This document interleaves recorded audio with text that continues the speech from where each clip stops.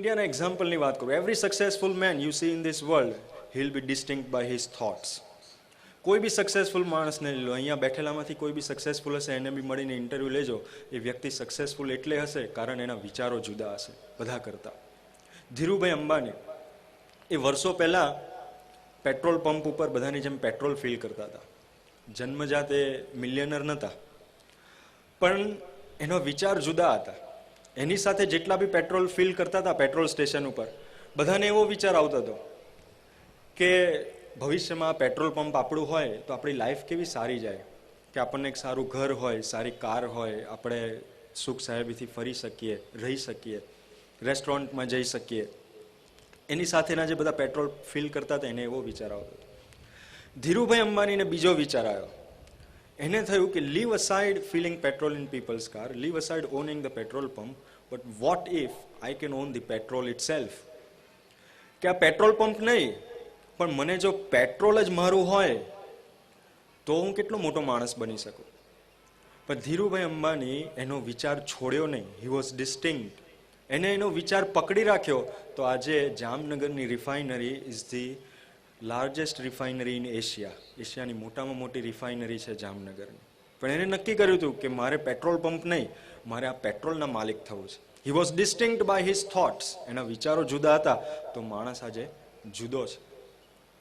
પણ હું તમને વાત બીજી કરું છું. મને એક જણને મને કહે કે સ્વામી તમે અમદાવાદમાં બિંગ ડિસ્ટિંક્ટ રાખ્યું એ બહુ સારી વસ્તુ ના કહેવાય. તો મેં કહ્યું કેમ? કે સ્વામી અમદાવાદના બધા માણસો જન્મે ત્યાંથી ડિસ્ટિંક્ટ જ હોય કે છે. મેં કહ્યું એ કેવી રીતે? તો કે સ્વામી તમને કહેવત નહીં ખબર હોય, પણ 9 નડિયાદી બરાબર 5 પેટલાદી બરાબર 2 બોરસાદી ને બરાબર 1 અમદાવાદી થાય. એટલે કે અહીંયા તમે ટોપિક ખોટો રાખ્યો છે. Being distinct will not work here. મેં કીધું એ વાત સાચી, પણ પહેલાં કહ્યું એમ કે અમદાવાદના રાયપુરના ભજીયા છે એ કંઈ ડિસ્ટિંક્શન નથી. અમદાવાદના માણસો હોશિયાર છે ને 5 પેટલાદીને બરાબર છે એ કંઈ આપણને ડિસ્ટિંક્ટ નથી બનાવતા. પણ આપણા વિચારો જેટલા સારા હશે એ આપણને ડિસ્ટિંક્ટ બનાવશે. પણ બિંગ ડિસ્ટિંક્ટથી પણ આગળ એક વાત કરું છું કે ડિસ્ટિંક્ટ તો દુનિયાના ઘણા બધા માણસ થઈ શકે. ભગવાને એને બુદ્ધિ શક્તિ આપી હોય તો એ ડિસ્ટિંક્ટ થઈ શકે. બિલ ગેટ્સ છે એ બી ડિસ્ટિંક્ટ છે, એ મિલિયનર છે. એને કોકે પૂછ્યું જો માણસ સક્સેસફુલ કેવી રીતે થાય, ડિસ્ટિંક્ટ થવું હોય તો વ્યક્તિએ શું કરવું પડે? એનો બીજો પોઈન્ટ છે આપણને જે બી કંઈ કરીએ છીએ પોતાના કરિયર માટે. અહીંયા બધા યંગસ્ટર્સ ઘણા બધા ભણતા હશે, ઘણા બધા જોબ કરતા હશે. First point is having a positive attitude. Second point to be distinct is having passion in what you do.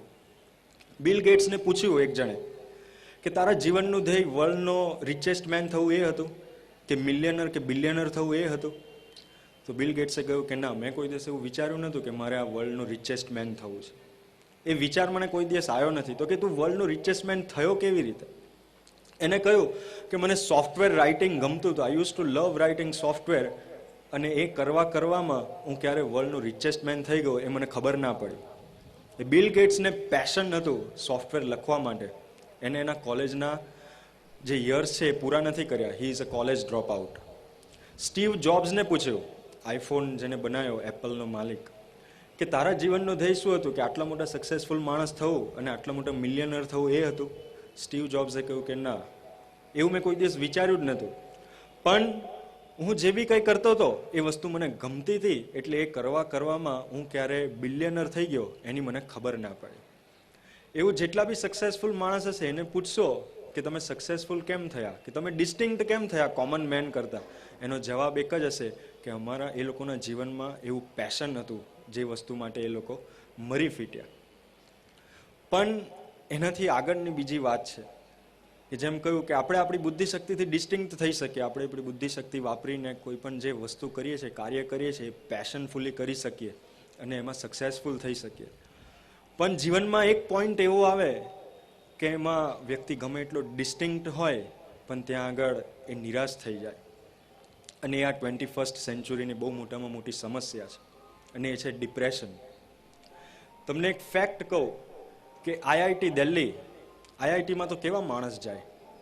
જે વ્યક્તિ ડિસ્ટિંક્ટ હોય એ જ આઈઆઈટીમાં જઈ શકે. આપણે બધા ઘણા બધા અહીંયા ભણતા હોઈશું, 12th સ્ટેન્ડર્ડ બધાએ પાસ કરીને બેઠા હોઈશું અહીંયા. પણ 12th સ્ટેન્ડર્ડમાં હશું ત્યારે આપણને કદાચ વિચાર નહીં આવ્યો હોય કે આપણે આઈઆઈટીમાં એડમિશન લઈએ. કેમ? કારણ આપણને ખબર છે કે એમાં તો બહુ બ્રિલિયન્ટ માણસ હોય એ જ જઈ શકે, બાકી બીજાનું કામ નહીં. એટલે હું તમને આઈઆઈટી દિલ્હીની વાત કરું છું. ધીસ ઇઝ અ ફેક્ટ, ન્યૂઝપેપરમાં આવેલી વાત કરું છું કે આઈઆઈટી દિલ્હીમાં તો ડિસ્ટિંક્ટ માણસો જાય, રાઈટ? પણ છતાં બી આઈઆઈટી દિલ્હીની હોસ્ટેલવાળાએ એ લોકોની હોસ્ટેલમાંથી સીલિંગ ફેન્સ કાઢી નાખ્યા. આઈઆઈટીની હોસ્ટેલમાં જેટલા બી સીલિંગ ફેન્સ હતા એ બધા સીલિંગ ફેન એ લોકોએ કાઢી નાખ્યા. કેમ? કારણ કે સ્ટુડન્ટ્સ સુસાઇડ કરતા હતા.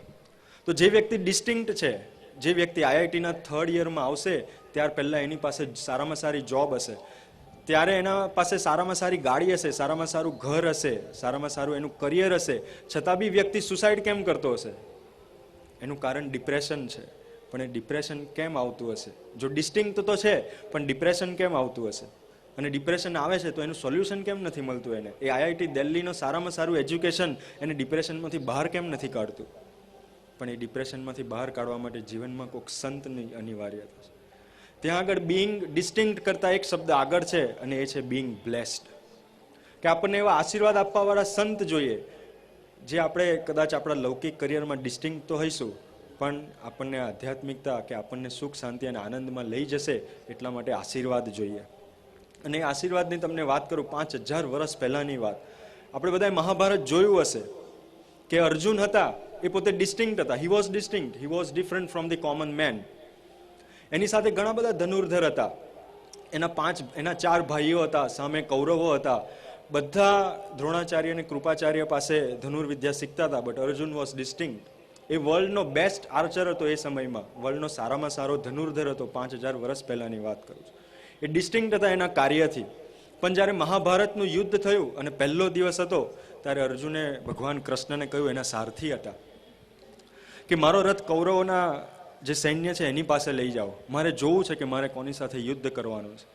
અને જ્યાં ભગવાન કૃષ્ણએ અર્જુનનો રથ એ કૌરવોના સૈન્ય પાસે લીધો ને અર્જુને જોયું કે સામે તો દ્રોણાચાર્ય છે, મારા ગુરુ છે, સામે કૃપાચાર્ય છે, મારા ગુરુ છે, સામે ભીષ્મ પિતા છે, મારા દાદા સમાન છે, સામે કર્ણ છે, મહાન યોદ્ધા છે, સામે દુર્યોધન છે, જબરજસ્ત યોદ્ધા છે, સામે કૌરવો છે, બધા જબરજસ્ત યોદ્ધા છે અને બધા મારા ભાઈઓ છે. તો આ બધાની સામે હું યુદ્ધ કેવી રીતે કરી શકીશ? જો ડિસ્ટિંક્ટ તો હતો પણ એના જીવનમાં એવો પોઈન્ટ આવ્યો કે હી લોસ્ટ હિઝ સેલ્ફ કોન્ફિડન્સ. હી ફેલ્ટ ઇનસિક્યોર. અર્જુને ઇનસિક્યોરિટી ફીલ કરી. અર્જુને સેલ્ફ કોન્ફિડન્સ લૂઝ કરી નાખ્યો કે હું આ લોકો સામે યુદ્ધ નહીં કરી શકું, મારે આ યુદ્ધ નથી કરવું. પણ એ મોમેન્ટ ઉપર એની પાસે જો ભગવાન કૃષ્ણ ના હોત તો Arjun had Lord Krishna at the very right moment in his life. ભગવાન કૃષ્ણ આપણને ખબર છે કે આખી ગીતા એને કરી અને ભગવાન કૃષ્ણે સમજાયું અર્જુનને કે અર્જુન, તારે તો ખાલી તારા ધનુષમાંથી બાણ છોડવાનું છે, તીર છોડવાનું છે, બાકી જે પણ કંઈ કાર્ય કરવાનું છે એ તો મારે કરવાનું છે. આ યુદ્ધ તારા વચ્ચે નથી, કૌરવો વચ્ચે નથી, આ યુદ્ધ તો મારું છે. આ યુદ્ધ ધર્મ અને અધર્મનું છે. પણ એ આખી ગીતાનો સાર એક જ છે કે ભગવાન કૃષ્ણે અર્જુનને સેલ્ફ કોન્ફિડન્સથી ભરી દીધો.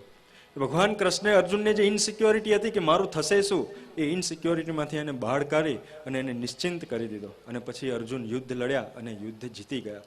પણ અર્જુનના જીવનમાં એ ડિસ્ટિંક્ટ તો હતા, પણ જો ભગવાન કૃષ્ણના આશીર્વાદ ના હોત, ભગવાન કૃષ્ણે ગીતા ના કરી હોત, ભગવાન કૃષ્ણ એને બ્લેસિંગ્સ ના આપ્યા હોત, કે અર્જુન બ્લેસ્ડ ના થયા હોત, તો એ મહાભારતનું યુદ્ધ જીતી ના શકે. એટલે આ વાત જ્યારે યંગસ્ટર્સને કરું તો એ લોકોને બહુ અસર ના થાય. સ્વામી મને કે યાર તમે 5000 વર્ષ પહેલાની વાત કરો છો, કોને ભગવાન કૃષ્ણ અને અર્જુનને જોયા છે?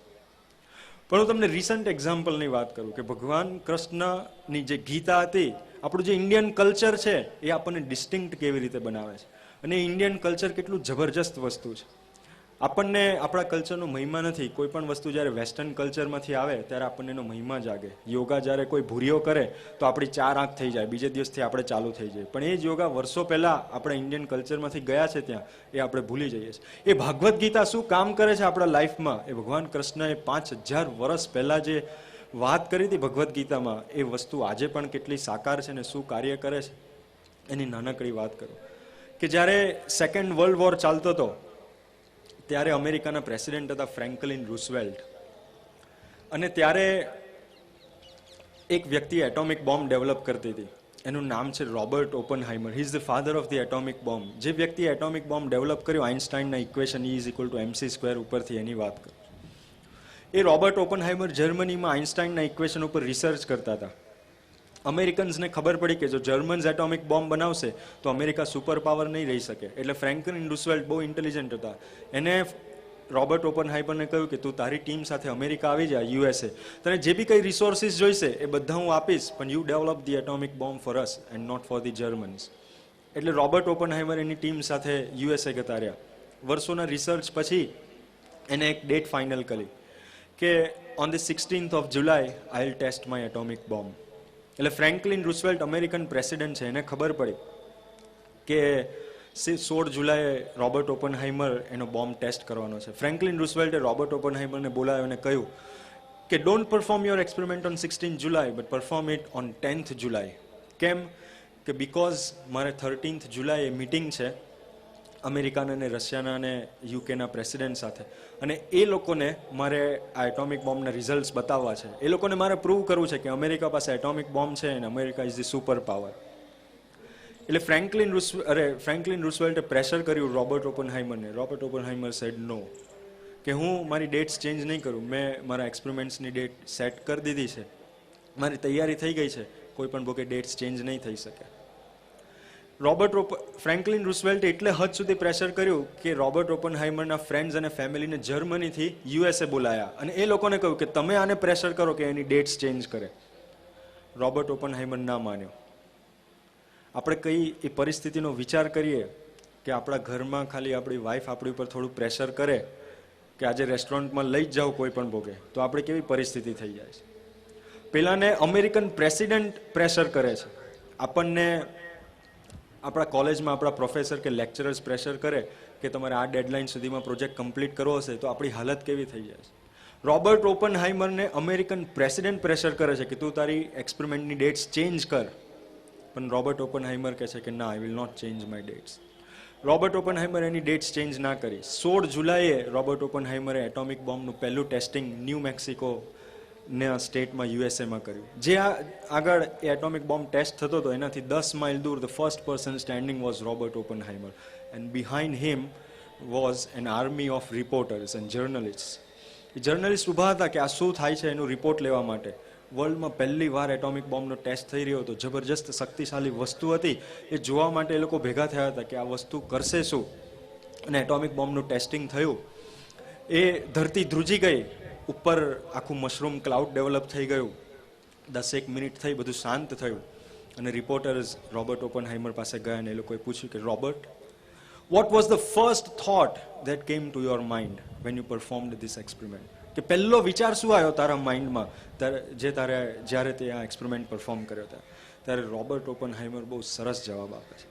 જે જવાબ એને ડિસ્ટિંક્ટ બનાવે છે, જે જવાબ એને આશીર્વાદ અપાવે છે, એવો જવાબ રોબર્ટ ઓપનહાઈમરે આપ્યો. રોબર્ટ ઓપનહાઈમરે કહ્યું કે એક્સપેરિમેન્ટ થયો ને ધરતી ધ્રુજી ગઈ, એટલે મારા ફિઝિકલ બોડીને સપોર્ટ કરવા કે physically I took support of this pillar. એટલે એની બાજુમાં એક પિલર હતો. જેવો એક્સપેરિમેન્ટ થયો એવો રોબર્ટ ઓપનહાઈમરે પિલરને બાથ ભરી લીધી હતી, એને ભેટી પડ્યા હતા. એટલે રોબર્ટ ઓપનહાઈમરે કહ્યું કે ફિઝિકલી હું પડી ના જાઉં, આ ધરતી ધ્રુજી ગઈ હતી એટલે હું પડી ના જાઉં, તો એના માટે મેં આ પિલરનો સપોર્ટ લીધી. Physically I took support of this pillar and mentally, આ સરસ જવાબ છે, એને કહ્યું કે mentally I took support of the Bhagavad Gita. કે મારા માઇન્ડને સ્ટેબલ રાખવા માટે મારી પર ફ્રેન્કલિન રૂઝવેલ્ટનું, મારા ફેમિલીનું, મારા ફ્રેન્ડ્સનું આટલું બધું પ્રેશર હતું, આટલી બધી સ્ટ્રેસફુલ સિચ્યુએશન હતી, છતાં પણ મેં બહુ શાંતિથી આ એક્સપેરિમેન્ટ પરફોર્મ કર્યો. એની પાછળનું કારણ એ છે કે મારી પાસે ભાગવત ગીતા હતી. અને એ ભગવદ્ ગીતામાં ભગવાન કૃષ્ણએ કહ્યું છે કે આ જગતમાં જે પણ કંઈ થાય છે એનો કરતા ને હરતા હું છું, તમે તો ખાલી નિમિત્ત માત્ર છો. એટલે રોબર્ટ ઓપનહાઈમરે કહ્યું કે આ એક્સપેરિમેન્ટ જે થયો છે એ ભગવાન કૃષ્ણએ કર્યો છે, હું તો ખાલી નિમિત્ત છું.